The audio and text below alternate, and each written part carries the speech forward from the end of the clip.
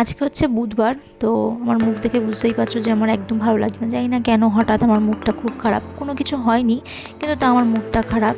তাও কিছু করার নেই, যেহেতু আজকে পড়াতে হবে, পড়ানো রয়েছে। তো আমি তাড়াতাড়ি করে উঠে গেলাম, উঠে বাসন টাসন যা ছিল গুছিয়ে টুছিয়ে জামা প্যান্ট তুলে ঘরটা ঝাড় দিয়ে এবার মুখ হাত পা ধুয়ে এই বসে পড়লাম। এখন ক্রিম ট্রিম মেখে তারপর আমি পড়াতে বসবো।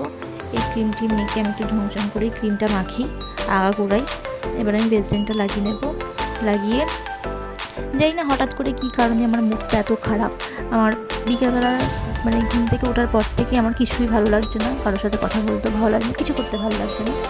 তাও কিছু করার নেই, ভাবছিলাম যে পড়াবো না। এবার সবাইকে এতজনকে ফোন করে করে বলবো যে পড়াবো না পড়াবো না, যে থাক, তার থেকে ভালো পড়িয়ে দিই, আর কী করা যাবে। তার মধ্যে এই যে ক্রিমটা আমার শেষ হয়ে গেছে। তো আমি ঢংচং করছিলাম একটুখানি, হালকা হালকা ঢং করছিলাম। তো একটু মুখটা ভালো করার চেষ্টা করছি, কিন্তু কিছুতেই আমার মুখ ভালো হচ্ছিলো না।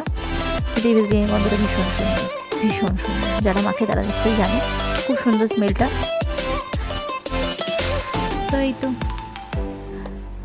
ক্রিম ট্রিম মেখে তারপর আমি পড়াতে বসবো। অবশ্যই আমি পড়াবো 6টা থেকে, এখন বাজে 5:30। তো আমি এরকম টাইমে প্রতিদিন উঠে ক্রিম ট্রিম মাখি, ঠিক এই টাইমটাতেই, ওরা পড়তে আসার কিছুক্ষণ আগে। ক্রিম ট্রিম মেখে এবার আমি চুলটা আঁচড়াবো। ভীষণ ভীষণ পরিমাণে চুল পড়ছে আমার। তোমরা যদি কেউ জেনে থাকো যে কী করলে চুলটা কম পড়বে আমাকে একটু বলো। আর চুল আসানোর সময় মুখটা আমি এরকম কেন করি আমি জানি না।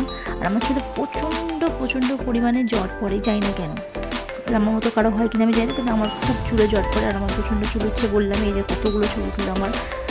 এদিকে আমার আরও মনটা খারাপ হচ্ছে, প্রতিদিনই এরকম চুল উঠতেই থাকে, যতবার চুল আসে ততবারই এরকম চুল উঠে। ফার্স্ট এরকম চুলটা খোলা রাখবো, তারপর বললাম না, অনেকজনকে পড়াতে হবে, প্রচুর যখন চাপ, একটু পরে আমি চিল্লাবো, তো চুলটা বেঁধে নিই।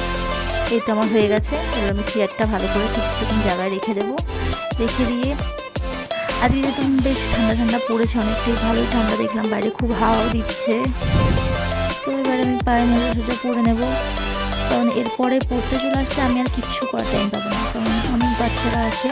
তো তাদের চিল্লাগুলোতে পড়াতে পড়াতে আমি নিজের কিছু পড়াশোনা করি না। আমি একদম নিজের মোজা সোজা পরে গায়ে চাদর ফাদর দিয়ে একদম ঠিকঠাক একদম বসি। এই যে এখন ফাঁকা, একটু পরে পুরো ভরে যাবে জায়গাটা।